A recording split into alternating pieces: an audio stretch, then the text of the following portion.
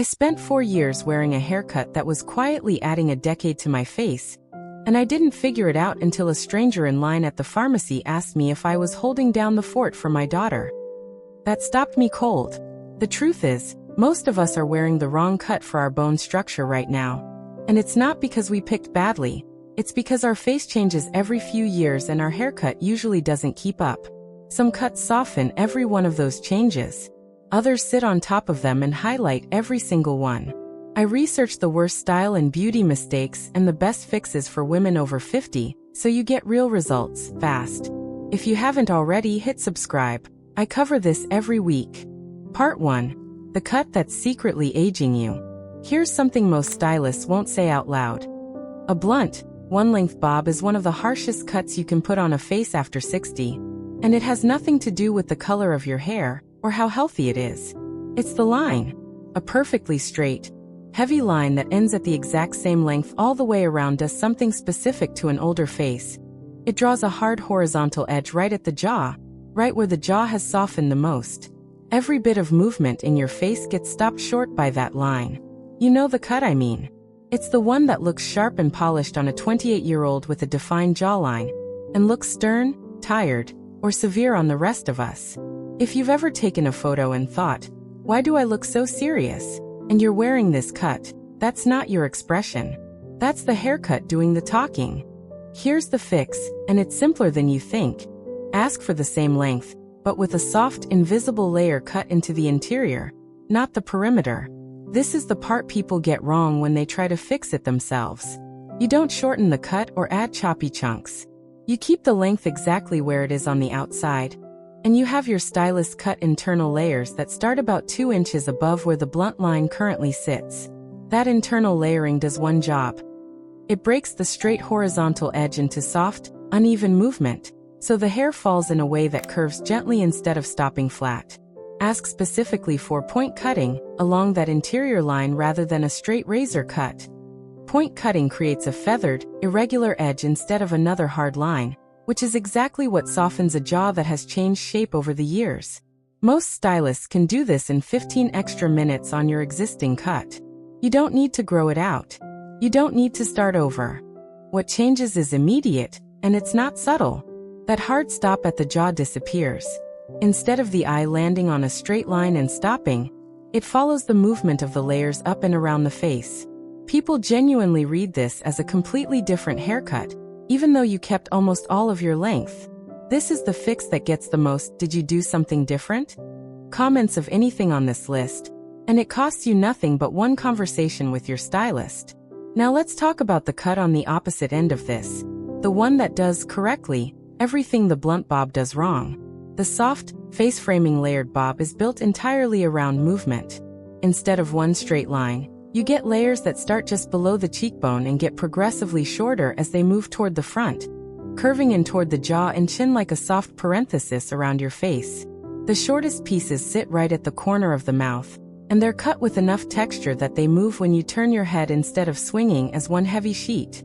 This is why the cut reads as younger. It's not the length, it's the direction the eye travels. Curved lines pull attention up and in, toward your eyes and cheekbones. Straight lines pull attention down and out, toward the jaw and neck. That's the entire mechanism behind every cut in this video. And once you see it, you'll notice it in every haircut you look at from now on. The before and after here isn't subtle at all. A stiff, straight-edged bob that stops the eye cold at the jaw, swapped for the same length reshaped into soft curved layers that pull the eye up toward the face instead of down toward the neck. There's one more cut on the avoid side of this list that's even more common than the blunt bob. And it's one almost every woman over 60 has worn at some point without realizing what it's doing to her. Part 2. The length that's working against you. If your hair falls past your shoulders and hangs there in one flat sheet with no shape cut into it, I need to tell you something a lot of stylists are too polite to say directly. Length without layers is heavier than it looks, and after 60, that weight pulls everything on your face down with it. This one sneaks up on people because it doesn't look wrong in the mirror at home. Long hair reads as youthful in our heads. We remember it that way from decades ago. But long hair that's all one length does something specific as skin loses elasticity. It drags the eye downward along its length, past the jaw, past the neck, and it drags the soft tissue of the face down visually right along with it. The hair isn't framing your face anymore. It's pulling focus away from it. Here's a detail worth sitting with for a second. The heavier and thicker the ends of your hair are, the harder gravity pulls on the whole shape, and the more it flattens the crown. That's why women with long, layer-free hair often complain that their hair looks thin at the root even when it isn't. The weight at the bottom is literally pulling the volume out of the top. The fix isn't to cut your hair short. If you love your length, keep it. The fix is long layers, not the choppy, aggressive layers from the 90s, but soft, long layers cut starting around chin length and moving down through the rest of the hair, removing weight gradually rather than all at once. Ask your stylist for long layers with weight removal through the mid-lengths. And be specific that you want to keep your overall length. This tells them exactly what you want without risking an accidental shortcut. The result shows up in two places at once, and this is the part that surprises people. Your crown gets visibly more lift because the weight holding it flat is gone, and your face gets a soft frame instead of a straight curtain falling past it. You keep every inch of length. You just stop wearing it like a weight and start wearing it like a shape. There's a texture piece to this too. Ask for a light razor texturizing pass through just the ends, not the whole head, just the bottom 2 or 3 inches. This removes bulk without removing length, and it keeps the ends from looking blunt and heavy even after the layers are cut in. It's a small addition, but it's the difference between longer layered hair and hair that actually moves. Think about the last time you saw someone your age with long hair that actually looked current rather than dated. I'd bet money it wasn't the length that impressed you, it was the way it moved. That's layering doing its job quietly, in the background, without anyone noticing it's there. The swap here is exact. Heavy, flat, all one-length hair that pulls the face down, traded for the same length cut into soft long layers that lift at the crown and frame the face instead of ignoring it.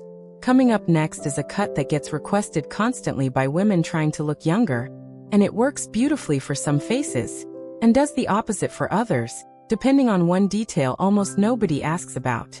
Part 3. The fringe that changes everything, and the cut that's too severe. There's a haircut that consistently takes years off a face, and it isn't a new cut at all. It's an addition to whatever cut you already have. Long layers with a soft curtain fringe. And the reason it works so well after 60 comes down to one specific area of the face that changes more than almost anywhere else as we age. The upper eyelid and the space just above the brow. A curtain fringe, one that's parted in the center and swept off to each side, longest at the center part and gradually shorter toward the temples, does something almost no other haircut detail does. It sits right at that upper lid area and softens it with movement, without covering the eyes. Most women avoid fringe entirely because they're picturing a heavy, blunt one cut straight across. That's not this. This one is soft, swept, and it moves. Here's the fix if you want to try this without committing to anything permanent. Ask your stylist to cut fringe pieces directly out of your existing length rather than starting fresh with new short bangs. This is called a grown-out, or money piece fringe, and it means the fringe blends straight into the rest of your hair, so if you decide you don't love it, you can simply grow it back in without an awkward in-between stage. Ask specifically for the fringe to hit no shorter than your brow bone, cut at an angle rather than straight across, with the center piece slightly longer than the sides. The result is subtle but immediate. That soft movement at the brow draws attention straight to your eyes, and it does it every single time you move your head, because the pieces aren't stiff, they shift and resettle constantly. Women who add this almost always say the same thing afterward. People start commenting on their eyes specifically, not their hair. That's the fringe doing exactly what it's built to do. Now here's the cut on the other side of this coin. And it surprises people because it seems like it should be the safe, low-maintenance choice. An extremely short, severely cropped cut with no fringe and no soft edge anywhere near the face. I'm talking about the cut that's clipped tight at the sides and back, with almost no length left up top to work with. The problem isn't shortness itself. Plenty of short cuts look wonderful after 60. The problem is severity with nothing soft left to offset it. When every edge of a cut is sharp and there's no fringe, no face framing piece, and no length anywhere to soften the transition from hair to skin, the entire face is left exposed with nothing easing the eye into it. It can read as much harder and more clinical than the woman wearing it actually intended. The fix, if you love short hair, is simple. Keep the length short everywhere else, but leave a small amount of length at the very front, enough to create one soft, swept piece across the forehead. It doesn't need to be a full fringe. Even an inch and a half of movement at the front takes a cut from severe to striking, without adding a single minute to your styling routine. The swap here is precise. A tightly cropped, edge everywhere cut with nothing soft near the face, traded for the same short length with one small swept piece left at the front to soften the whole picture. There's one more haircut left on this list, and it might be the single most requested younger cut of the last 2 years, for a reason that has almost nothing to do with the cut itself and everything to do with where the volume sits. Part 4. The volume trick nobody explains properly. Every stylist I've ever asked about this agrees on one thing. If you could only change one part of your hair to look younger, it wouldn't be the length, the color, or even the layers. It would be the crown. Flat roots are the single biggest visual aging signal in hair, more than gray, more than length, more than texture. And almost nobody talks about it because it's not as easy to picture as a haircut change. That's exactly why the volume lift shag has become the most requested younger cut out there. It's built entirely around one goal: getting real structural lift at the root. So the crown has genuine height instead of relying on backcombing or styling tricks that fall out by lunchtime. The mechanism is different from every other cut on this list, because it's not about the outer shape, it's about internal layering placed specifically at the crown.